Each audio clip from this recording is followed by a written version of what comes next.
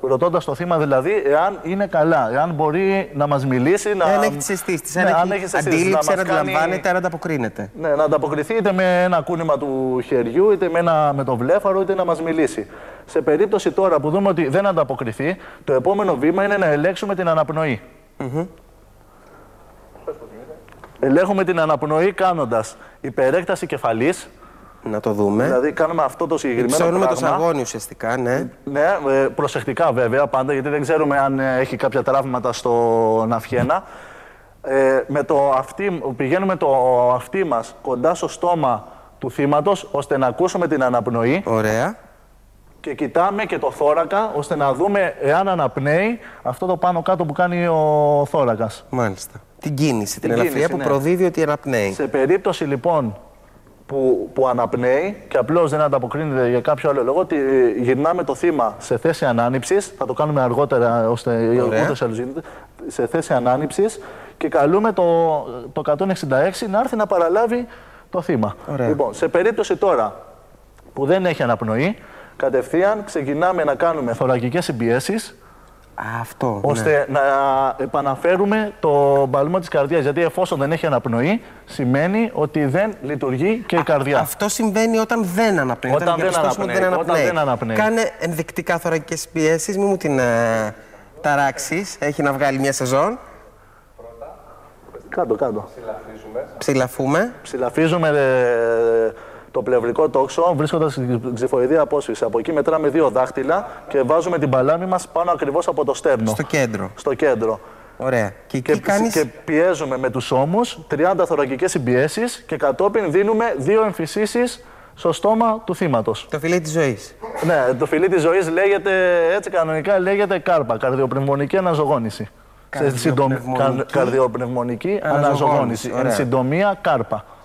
Ή αλλιώς στα αγγλικά CPR.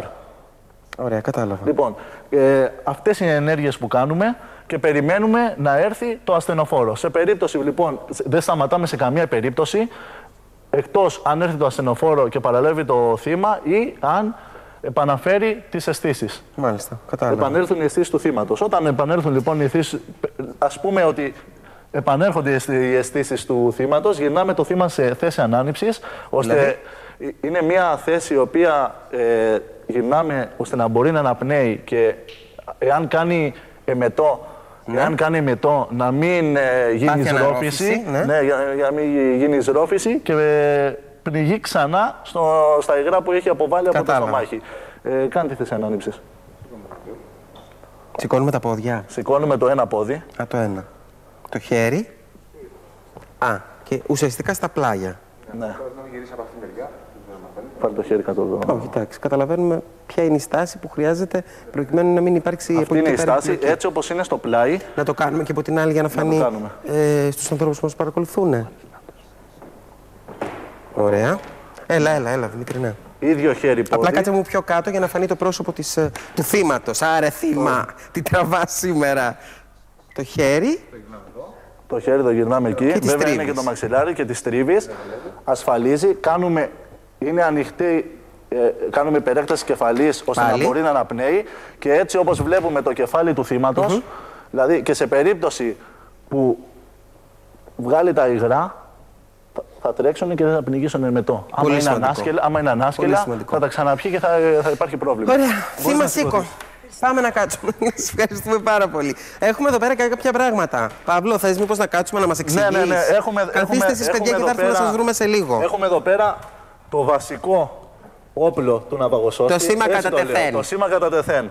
Αυτό, χωρίς αυτό εδώ το σωσίβιο που λέγεται δεν υπάρχει ναυαγοσώστης. Δεν υπάρχει ναυαγοσώστης. Αυτό το έχουμε πάντα μαζί μας. Όπου και να πάμε, το βαστάμε μαζί μας. Όπου και να πάμε. Εννοείς όπου και να πάμε. Και στην τουαλέτα να πάμε, κατά τη διάρκεια της βάρδιας, αυτό το έχουμε μαζί μας. Χωρίς αυτό είναι πολύ δύσκολο να σώσουμε κάποιον μέσα στο νερό που πνίγεται και κινδυνεύει. Κατάλαβα. Γι' αυτό το λόγο πάντα το βαστάμε, πάντα το έχουμε μαζί μας. Είναι το πρώτο σημαντικότερο. Είναι το πρώτο σημαντικό που χρειάζεστε αν συμβεί κάτι έκτακτα και δεν είστε στον πύργο, για να μπορείτε να αντιδράσετε απευθείας. Ναι, γιατί μπορεί να περιπολούμε μεγαλύτερες ακτές. Πάντα πουθενά δεν πάμε χωρίς αυτό. Επόμενο έχουμε εδώ 2 life jacket τα οποία βρίσκονται στη σωστική λέμβος που υπάρχει σε κάθε πύργο, δηλαδή κάθε ναυαγοσώστης έχει ένα μικρό σωστικό βαρκάκι, φουσκωτό. Ωραία. Λοιπόν, αυτό είναι τα δύο life jacket, τα οποία το ένα το φοράει ο ναυαγοσώστης και το άλλο, εφόσον κάνει τη διάσωση στο θύμα, το δίνει στο θύμα να το φορέσει για σε περίπτωση που θα του πάρει βάρκα από τα κύματα ή από διάφορα λάθος χειρισμένα να είναι προστατευμένος. Ωραία. Έχουμε ένα πλήρες φαρμακείο με όλα τα απαραίτητα.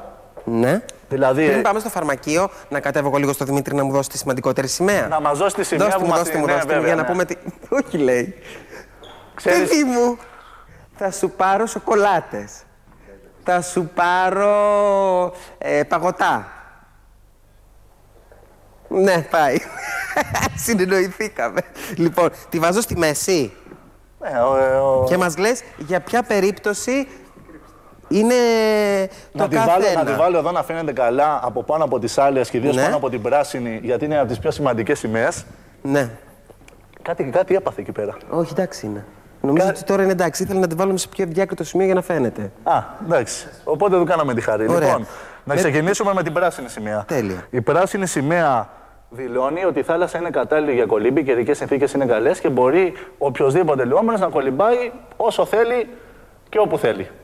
Μάλιστα. Η δεύτερη σημαία που θα πούμε είναι η κίτρινη σημαία, η οποία δηλώνει ότι η θάλασσα έχει αρχίσει και γίνεται επικίνδυνη, πρέπει να είναι ο λιώμενος επιφυλακή και ότι η ευθύνη είναι ευθύνη του λιώμενου σε περίπτωση που μπει μέσα στο νερό. Είναι κίτρινη, καλό είναι να κοιτάμε και τον πύργο ελέγχου, να υπάρχει ναυαγοσώστης για να... Το ναυαγοσωστικό πύργο, όχι τον πύργο ελέγχου, να είναι κυκλοφορία.